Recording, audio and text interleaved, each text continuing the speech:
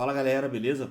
Nessa aula a gente vai estar estudando o nosso sistema esquelético, mas mais especificamente o nosso sistema esquelético de cinturas. O que são as cinturas então? Então, na verdade, quando a gente fala de cinturas, a gente vai dividir em duas cinturas, cintura escapular e cintura pélvica. O que eu considero cintura? Cintura nada mais é do que o ponto de transição entre esqueleto axial e esqueleto apendicular. Então, aqui em cima, a gente pode estar visualizando a nossa cintura escapular, que vai ser formada por dois ossos, clavícula, que vai ser o nosso osso anterior. Então aqui a gente observa que a clavícula ela vai se articular anteriormente com o nosso osso externo, anterior e medialmente, no que a gente então chama de articulação externo-clavicular. E depois, lateralmente, ela vai se articular com o acrômio da escápula, que a gente chama então de articulação acrômio-clavicular.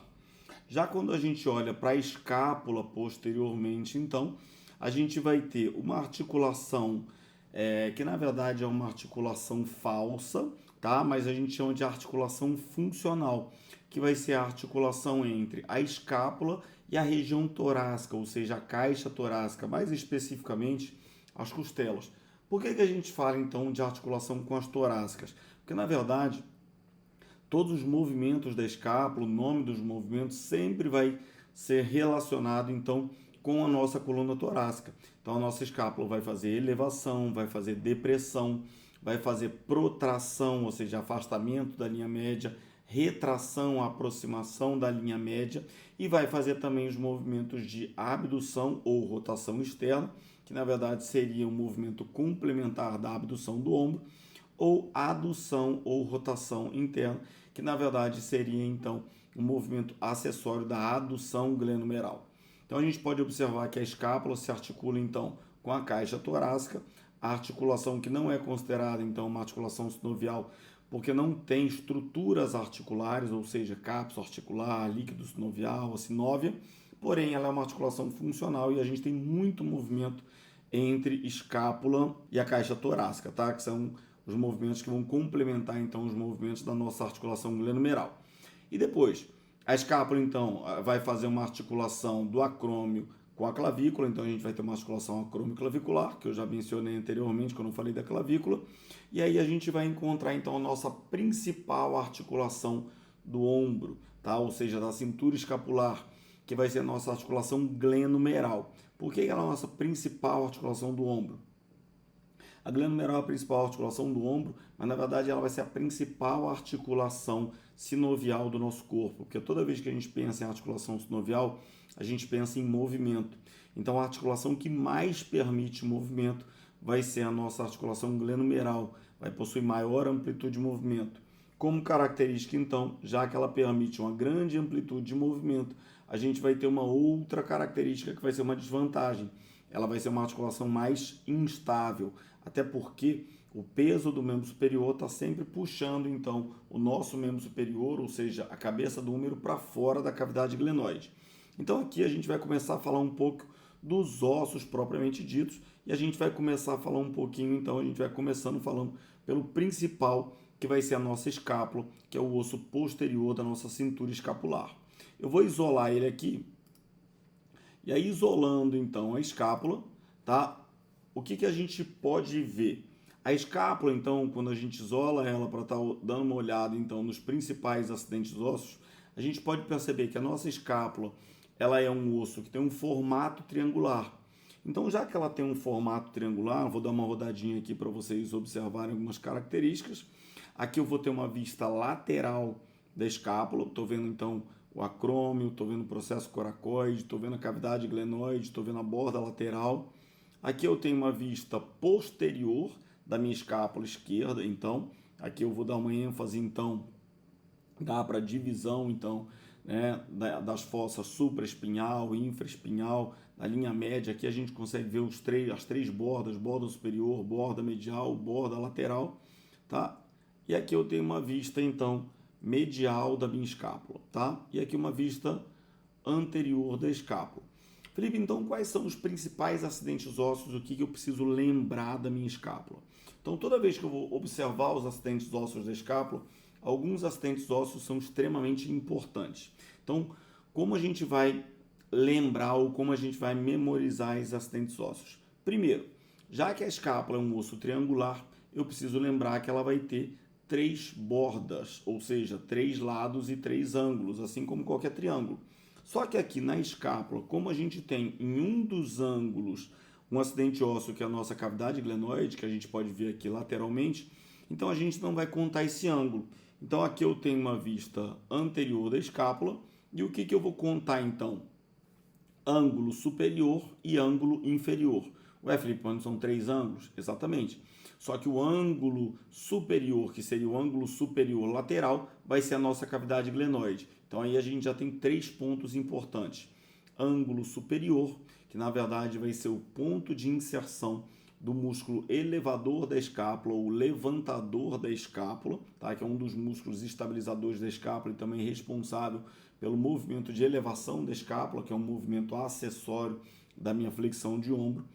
Depois, a gente vai ter o nosso ângulo inferior da escápula e a gente vai ter o nosso ângulo superior lateral, que na verdade não vai ser ângulo superior lateral, que vai ser a nossa cavidade glenoide, que eu vou estar mostrando aqui para vocês em vista lateral. Cavidade glenoide, então, é o nosso ponto de articulação entre a escápula e a cabeça do húmero, a articulação glenohumeral, principal articulação sinovial, tá, do nosso corpo. Tá? Então, aqui a gente já falou então dos 3 ângulos. Depois, os 3 bordos, né? Então a gente vai ter borda superior da escápula, borda medial da escápula. Na borda medial da escápula a gente vai ter importantes músculos estabilizadores da escápula, como os romboides maior e menor. Tá? E a gente vai ter depois a nossa borda lateral da escápula, de onde saem também importantes músculos até do manguito rotador, como o redondo menor, mas também saem músculos dinâmicos, como o redondo maior, que está saindo então da borda lateral da escápula. São músculos então que vão ser projetados da escápula para o húmero, ou para estabilizar a escápula, como o redondo menor, que faz parte do manguito, ou então para servir como músculo dinâmico aí da nossa cintura escapular. E aqui, quando a gente tem uma vista anterior, a gente pode observar nessa região anterior, onde eu vou estar passando a setinha aqui para vocês, a gente vai ter então uma região que a gente vai chamar de fossa subescapular. Por que fossa subescapular? Porque essa escápula está sendo vista em vista anterior, porém a escápula não é retinha assim, ela fica um pouco inclinada. Então essa fossa é como se essa fossa ficasse abaixo da escápula. Então se a gente observa aqui, por exemplo, em vista lateral, a gente percebe que ela é inclinada assim. Então, consequentemente, essa borda é como se essa fossa ela ficasse um pouco abaixo. Qual a importância dessa fossa, então? É o ponto de inserção do nosso músculo subescapular. E o músculo subescapular é o principal responsável pela nossa rotação interna de ombro. Então, é um músculo do manguito rotador, subescapular, supraespinhoso, infraespinhoso e redondo menor, mas além disso, ele vai ser o músculo agonista da minha rotação interna de ombro, tá? Então, relembrando aqui, alguns acidentes ósseos, borda superior, borda medial, borda lateral, ângulo superior, ângulo inferior, fossa subescapular. E aqui em vista anterior ainda consigo ver mais 2 acidentes ósseos importantes. Tá? Então esse acidentezinho ósseo aqui que vai ser o nosso processo coracoide, extremamente importante, por quê? Porque o processo coracoide, onde eu vou deixar a setinha aqui para vocês, o processo coracoide nada mais é do que o ponto de inserção da porção curta do bíceps braquial. Poxa, Felipe, então, como ele é o ponto de inserção do bíceps braquial, ele é tão importante só por isso? Na verdade, ele é um acidente ósseo importante não só pelo bíceps braquial, mas a gente tem outros músculos que se inserem ali. Então a gente precisa lembrar de 3 músculos que possuem inserção então no nosso processo coracoide. Porção curta do bíceps braquial. A gente vai ter o nosso peitoral menor, que é o músculo mais profundo em relação ao nosso peitoral maior. Ele não é um músculo dinâmico, ele é um músculo estabilizador da escápula, ou seja, vai tracionar a escápula anteriormente. E a gente ainda vai ter um outro músculo do braço, que vai ser o nosso coracobraquial, que vai ser um importante músculo da flexão de ombro ou flexão de braço, tá? Então aqui nosso processo coracoide. E do lado aqui do processo coracoide, a gente vai ter no bordo superior o que a gente chama de incisura escapular. Assim como toda incisura, uma incisura nada mais é do que uma depressão no osso. É como se fosse um furo no osso, mas ele na verdade ele não é completamente vazado. Então a gente vai chamar essas depressões no osso então de incisuras. Pela incisura escapular vai passar o nosso nervo escapular, tá? Que vai inervar uma série de músculos aí da minha região posterior, da região do ombro e cintura escapular, tá? Então tudo isso aqui a gente consegue visualizar em vista anterior. Agora, vamos então para a vista lateral. O que a gente vai visualizar na vista lateral? Então, na vista lateral, então, onde eu vou colocar a setinha aqui, a gente está visualizando a nossa cavidade glenoide. Felipe, o que é a cavidade glenoide? Então, a cavidade glenoide nada mais é do que o ponto de articulação da escápula com a cabeça do húmero, tá? Então, a gente vai ter a nossa cavidade glenoide que vai formar, junto com a cabeça do húmero, a articulação glenomeral. Só que bem acima da cavidade glenoide, onde eu estou deixando a setinha aqui, a gente vai ter um tubérculo, que vai ser chamado de tubérculo supraglenoidal, tá? Como um tubérculo, assim como todos os outros tubérculos, serve como ponto de inserção. Tubérculo supraglenoidal é o ponto de inserção da porção longa do bíceps braquial. A porção longa do bíceps braquial ela é mais importante do que a porção curta do bíceps braquial, porque ela vai sair do tubérculo supraglenoidal, abraça a cabeça do húmero e vai passar entre o tubérculo maior e o tubérculo menor no sulco intertubercular. Como ela abraça a cabeça do húmero, muitos autores consideram biomecanicamente como porção longa do bíceps braquial como sendo parte do manguito rotador. Então a gente tem um grupo de músculos estabilizadores da articulação glenomeral, que a gente chama de manguito rotador. Quem são eles? Subescapular, que eu já falei para vocês que sai da fossa subescapular, mas a gente também vai ter supraespinhoso, infraespinhoso e redondo menor. E alguns autores consideram a cabeça longa do bíceps braquial. Por quê?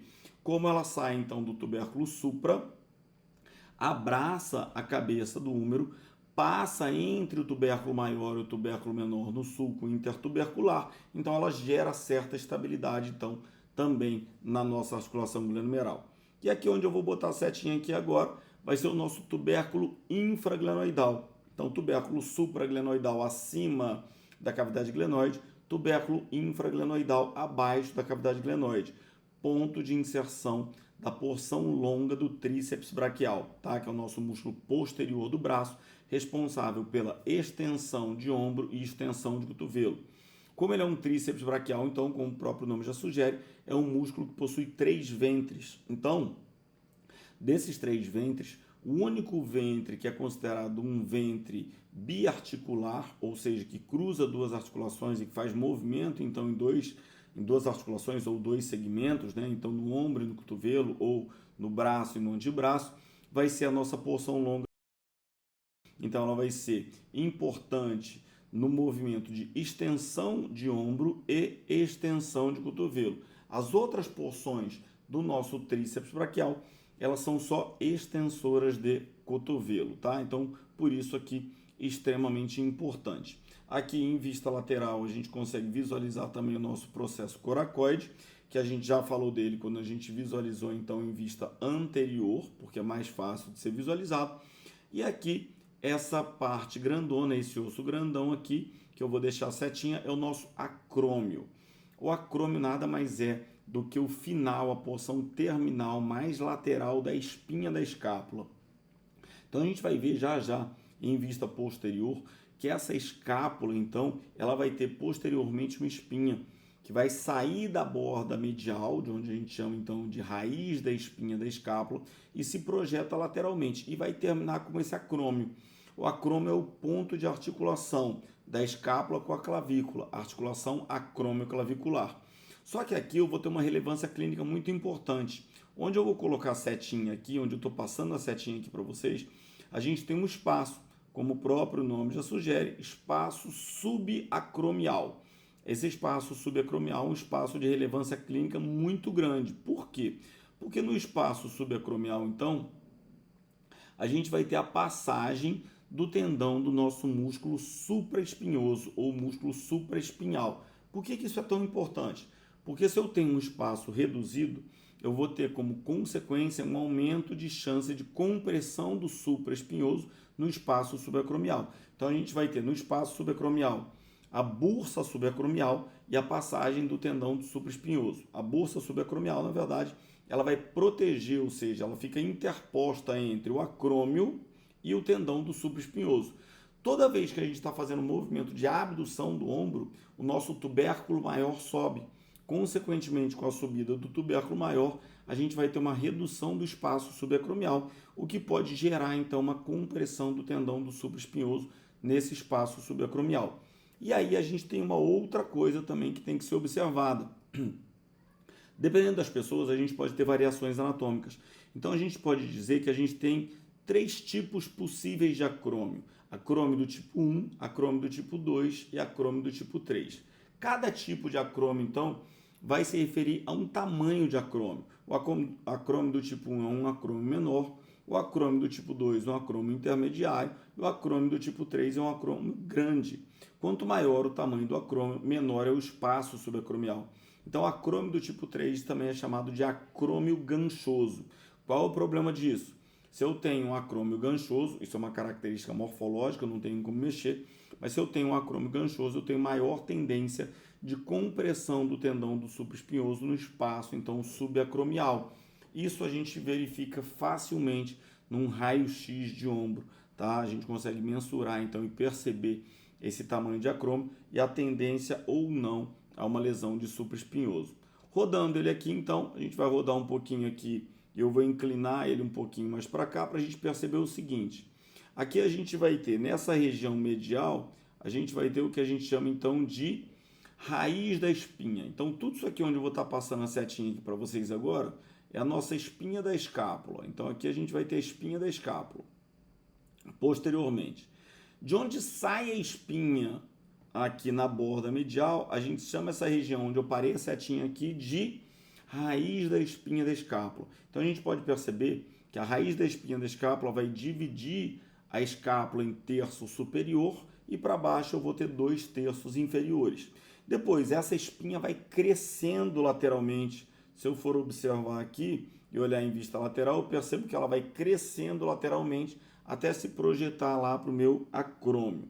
Só que o que eu consigo observar aqui?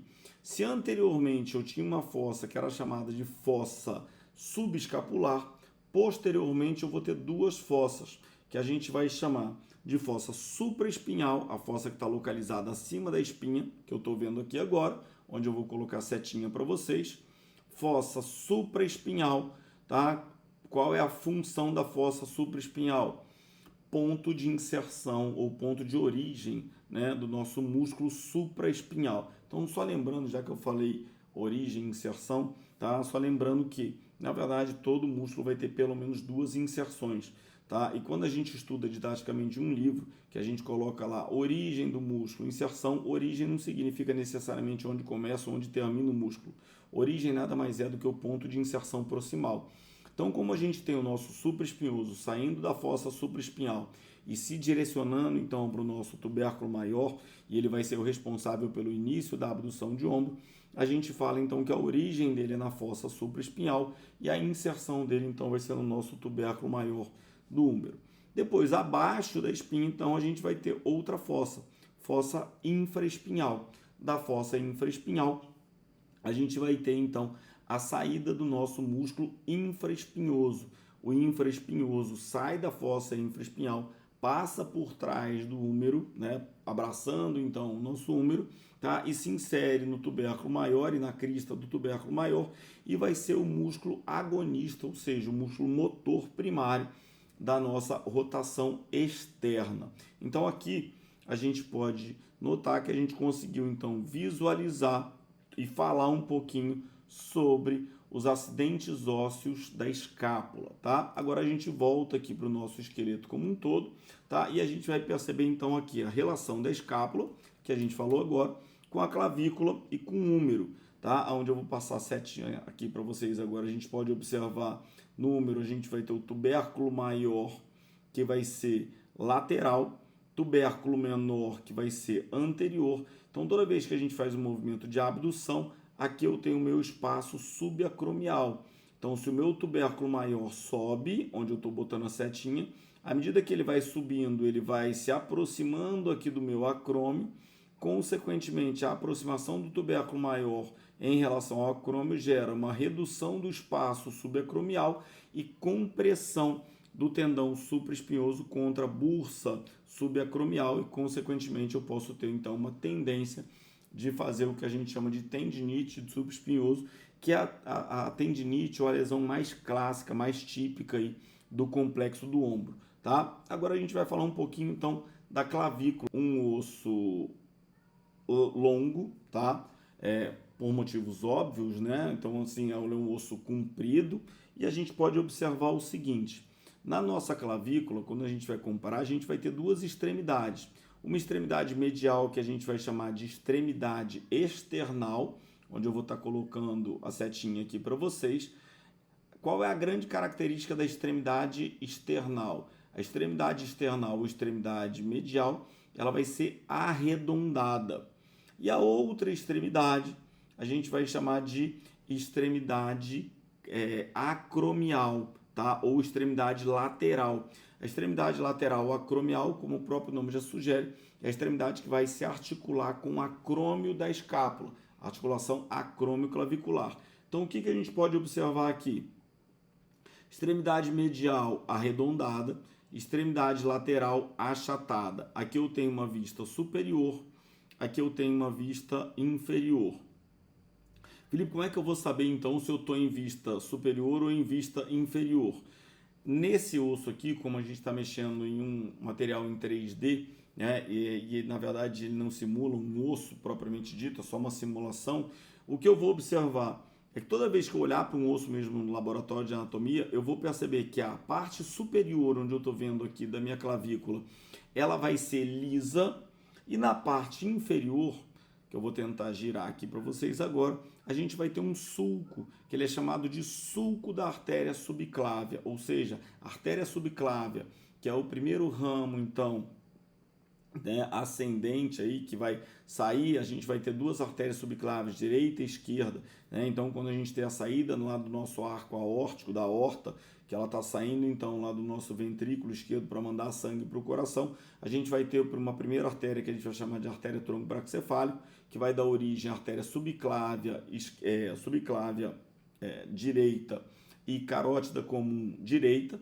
Depois ela vai formar um arco e depois desse arco vai sair carótida comum esquerda e subclávia esquerda. As carótidas comuns sobem para a cabeça e depois as subclávias vão em direção aos membros superiores e vão dar origem então depois às artérias axilares, artéria braquial, e depois ela vai distribuindo. Então essa artéria subclávia ela passa por esse espaço. A artéria subclávia então está passando, como o próprio nome sugere, bem abaixo da clavícula. Então na região abaixo da clavícula a gente vai ter esse acidentezinho ósseo que a gente vai chamar então de sulco da artéria subclávia. E com isso, a gente pode observar, se eu tirar o isolamento aqui e voltar todo mundo, a gente pode observar o quê? Que escápula e a clavícula abraçam a caixa torácica. Então a clavícula vai se articular medialmente com o osso externo, lá no manúbrio do osso externo, tá? Em um acidente ósseo que a gente chama de incisura clavicular. Então a extremidade external, extremidade medial da clavícula se articula então na incisura clavicular do manúbrio do externo e depois lateralmente ela vai se articular com acrômio, articulação acrômio-clavicular.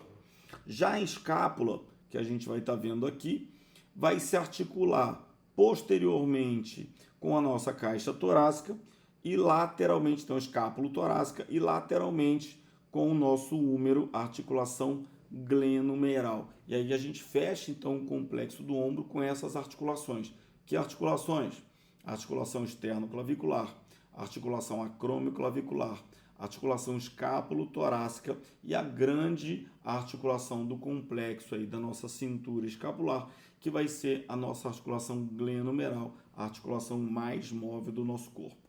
Com isso, a gente fecha essa nossa primeira parte, que vai estar falando então sobre cintura escapular. E agora a gente vai falar um pouquinho sobre cintura pélvica. Nossa cintura pélvica, como a gente pode observar aqui, diferente da cintura escapular, ela vai ser formada então por um osso de cada um dos lados. Então o que a gente observa aqui? A gente observa então uma transição entre o esqueleto axial, mais especificamente ali no sacro, com o esqueleto apendicular. Primeiro osso do esqueleto apendicular inferior, então vai ser o nosso fêmur.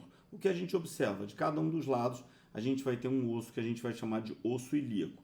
Porém, esse osso ilíaco que eu vou estar rodando aqui para vocês, a gente vai dividir em 3 porções, tá? Então, a primeira coisa que eu vou fazer aqui, vou isolar, tá? Na verdade, antes de isolar, a gente vai falar um pouquinho das articulações. Olha o que acontece. Se eu for observar, na pelve como um todo, a gente vai ter algumas articulações. Que articulação? Onde eu vou botar a setinha aqui para vocês, a articulação lombosacral, ou seja, a articulação entre L5, onde eu estou com a setinha, e S1, na base do sacro, mais especificamente no promontório sacral, aqui no corpo, tá? Onde está chegando aqui, que seria a representação de S1. Depois eu vou ter uma articulação, ou duas articulações, na verdade, uma de cada lado, a articulação sacroilíaca, que vai ser a articulação do ilíaco com o osso sacral de cada um dos lados, tá? Onde a gente vai ter os movimentos do osso ilíaco, então, movimento de rotação anterior, que vai ser um movimento acessório da extensão de quadril, e o movimento de rotação posterior, que é um movimento acessório, então, da flexão de quadril. E aqui, a grande articulação do complexo, que a gente vai chamar, então, de articulação coxofemoral, que vai ser a articulação entre o acetábulo do nosso ilíaco e a cabeça do nosso fêmur, nessa região onde eu estou passando a setinha aqui para vocês. Beleza? Então, o que a gente vai estudar agora? Se a gente vai falar, então, de cintura pélvica, a gente vai falar do ilíaco. Só que a gente tem que lembrar o seguinte, o ilíaco, na verdade, esse ilíaco, ele vai ser formado por 3 ossos que se juntam e a gente tem o osso da bacia ou o osso ilíaco propriamente dito. Então, a gente vai ter uma porção superior aqui, que é o nosso íleo, a gente vai ter uma porção inferior e anterior, que é o nosso pubis, e a gente vai ter uma porção inferior, que vai ser o nosso isquio. Então, aqui, se eu isolar só o nosso osso ilíaco como um todo, é isso que a gente vai ter, tá? Só que aqui eu tenho uma vista anterior, aqui eu tenho uma vista medial do nosso osso ilíaco, e aqui eu vou ter uma vista posterior do osso ilíaco, e aqui a vista lateral do nosso osso ilíaco. Então, é como se a gente pegasse o acetábulo, tá? Que é essa região aqui, então, onde eu vejo então a minha fossa acetabular, e fizesse um T aqui, ó, tá? Cortando aqui, tá? Daqui para cima eu tô no íleo, toda a região superior, para baixo e para frente pubis. Felipe, como é que eu sei a diferença do pubis para o isquio? O pubis é pontiagudo, o isquio é arredondado, onde a gente vai ter a tuberosidade isquiática. Então aqui eu tenho uma vista lateral, tá? Primeira coisa, já que a gente vai estudar então o osso ilíaco, a gente vai começar estudando o osso ilíaco então pelos acidentes ósseos do osso ilíaco. Então a gente começa estudando então pelos acidentes ósseos do íleo, porção superior. Então o que a gente vai ter? Na região mais superior, a gente vai ter um acidente ósseo que a gente chama de crista ilíaca. Crista ilíaca, onde eu estou deixando a setinha aqui, mas na verdade pega toda a parte superior, tá? Vai representar toda essa parte superior do osso ilíaco, que normalmente é mais palpável, mais facilmente palpável durante uma avaliação. Então, durante a palpação, durante o exame físico, a gente consegue palpar muito bem essa crista ilíaca. A crista ilíaca vai ser ponto de inserção de importantes músculos, dentre eles aí o nosso músculo quadrado lombar, que é um músculo importante para a lateroflexão de tronco. Depois, a gente vai dividir então em região anterior. Quando ele vai descendo para a região anterior, a gente vai perceber que a gente vai ter 2 espinhas. Espinha ilíaca, onde eu estou com a setinha aqui agora. Espinha ilíaca antero-superior, que vai ser o ponto de inserção do nosso músculo sartório, um importante músculo da coxa, um músculo extremamente comprido, talvez um dos mais compridos do nosso corpo, tá? Que sai da nossa espinha ilíaca antero-superior e depois se junta aos tendões do semitendinoso e do grácil para formar, se inserir, no compartimento medial da tíbia e formar o que a gente chama de tendão da pata de ganso. Então, um músculo clinicamente muito importante para a gente, nosso sartório, sai da espinha ilíaca antero-superior. Da espinha ilíaca anterior inferior, onde eu estou colocando a setinha aqui agora, da espinha ilíaca anterior inferior vai sair o nosso músculo reto femoral. O reto femoral é o único ventre biarticular do nosso músculo quadríceps. Então, o quadríceps da coxa, então, vai ser formado por 4 ventres, né, que vão ser vasto lateral, vasto intermédio, vasto medial e o reto femoral. Todos os vastos têm origem no fêmur, na diáfise do fêmur, no terço proximal. Porém, a gente vai ter um dos ventres do quadríceps, que é o nosso reto femoral, que sai da espinha ilíaca antero-inferior, ou seja, biarticular, e cruza para se inserir junto com os vastos, então, através do tendão quadricipital na base da patela, que representa, então, a região superior da patela. E depois, da patela, a gente vai ter o tendão patelar, que vai ligar, então, a patela até a tuberosidade da tíbia. Esse tendão patelar, então, por causa disso, ele pode ser chamado de tendão patelar ou ligamento patelar, porque, na verdade, ele está fazendo a junção de um osso com outro osso, tá? Mas o que a gente precisa lembrar aqui, extremamente importante, espinha ilíaca anterior-inferior, ponto de origem, então, do nosso músculo reto femoral, que é o único ventre biarticular do nosso quadríceps. Depois, se a gente for olhar, então, a mesma coisa na região posterior a gente vai ter as espinhas ilíacas posteriores. Espinha ilíaca póstero superior, EIPS, espinha ilíaca póstero inferior, EIPI. Tá? As espinhas ilíacas póstero superior e póstero inferior são pontos de inserção de ligamentos sacroilíacos, que vão gerar, então, estabilidade na articulação sacroilíaca. Beleza. Felipe, o que a gente tem de mais importante, então, aqui para estudar dessa parte superior, então, que vai ser o nosso ilho?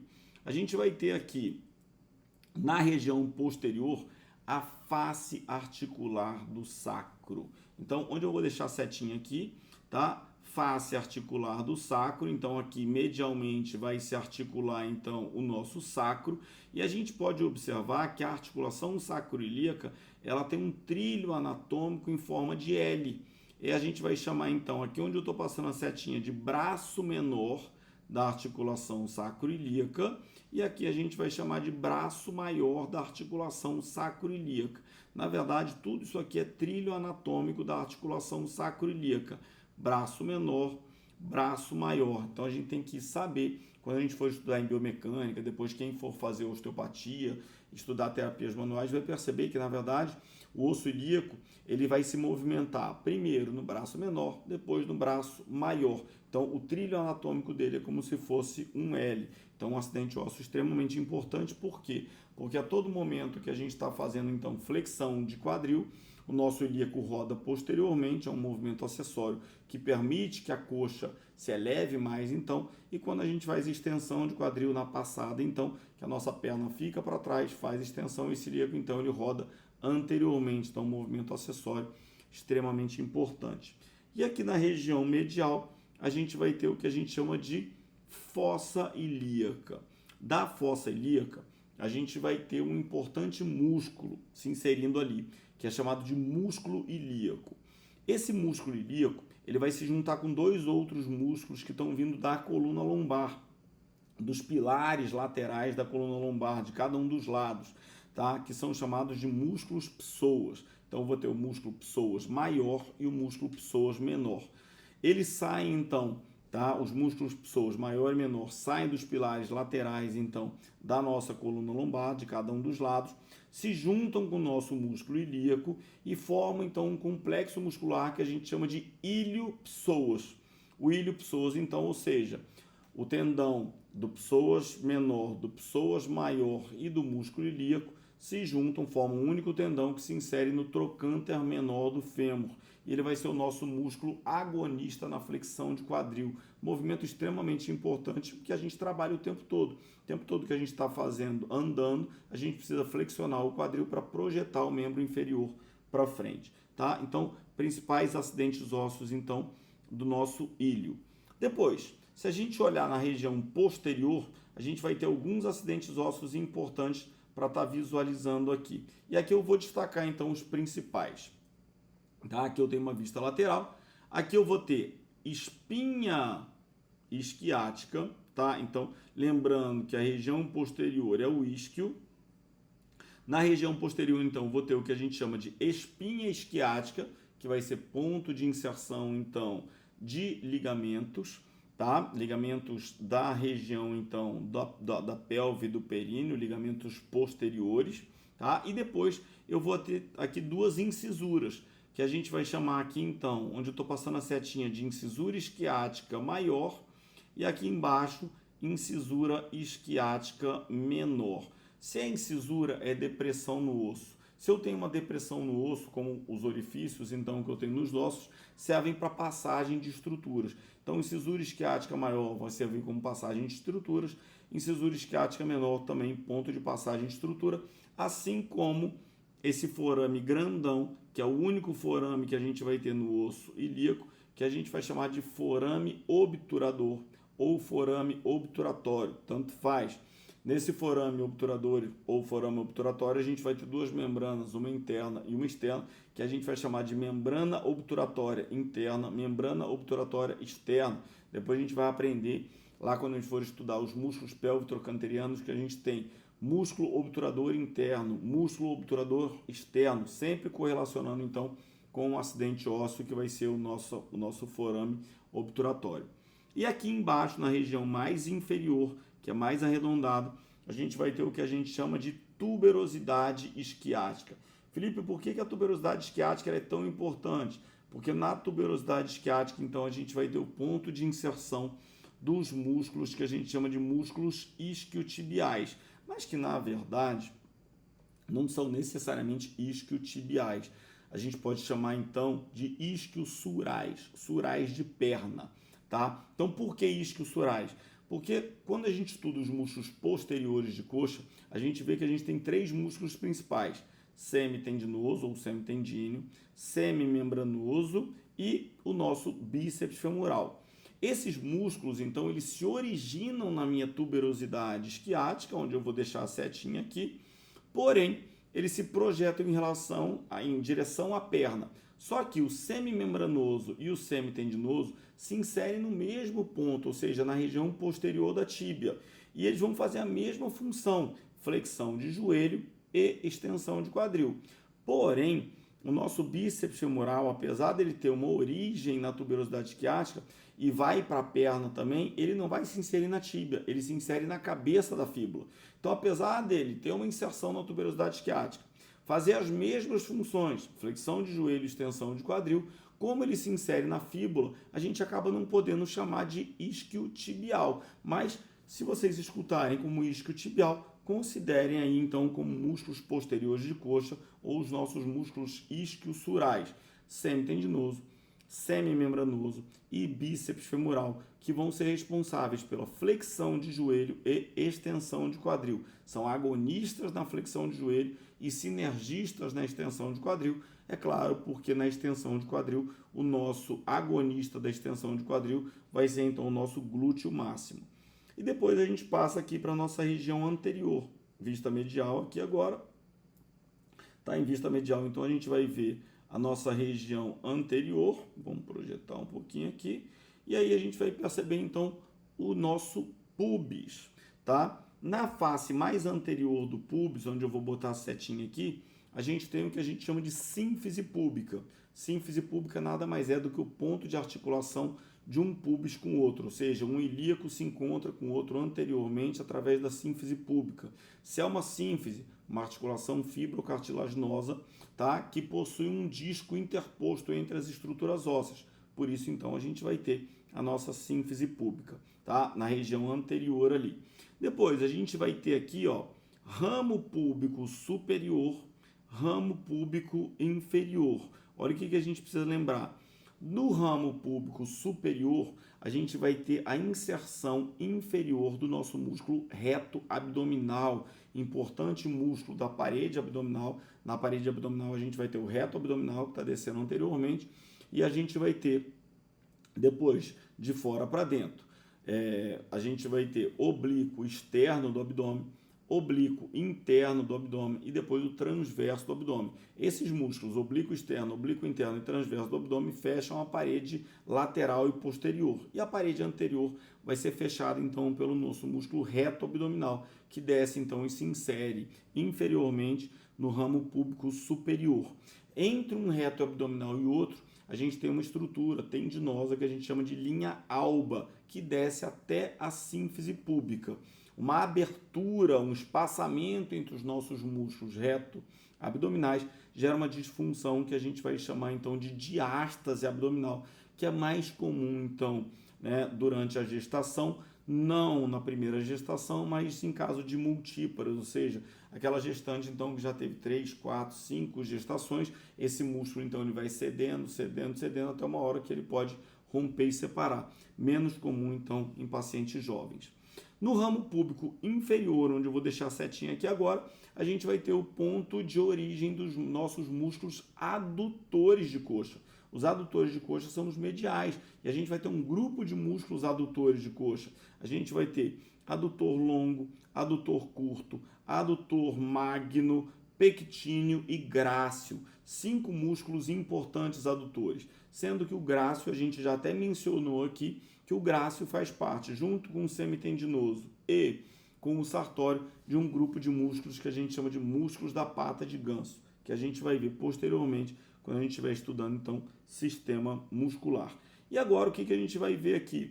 O nosso grande astro dos acidentes ósseos, então, no quadril, que vai ser o nosso acetábulo, tá? Então, o nosso acetábulo, então, região arredondada, tá? Aqui, então, como eu estou trabalhando com um atlas em 3D, a gente não consegue ver muitos detalhes, tá? Mas o acetábulo, ele vai ter, lá no fundo do acetábulo, então, ele vai ter uma fóvea, que a gente chama de fóvea acetabular, que vai ser o ponto de saída, então, do ligamento redondo da cabeça do fêmur, tá saindo aqui de dentro, tá? Aqui tá parecendo que é tudo lisinho, mas ele não é na verdade, tá? Então, eu vou ter aqui a minha fóvea acetabular.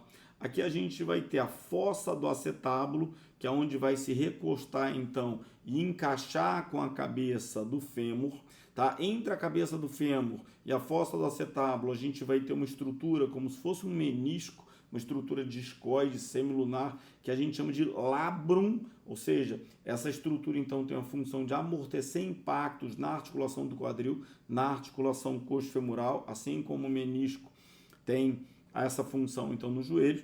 E aqui embaixo a gente vai ter uma abertura, onde a gente vai ter, então, o ligamento acetabular transverso e a nossa incisura acetabular, ou seja, o acetábulo ele não é todo arredondado, todo fechado.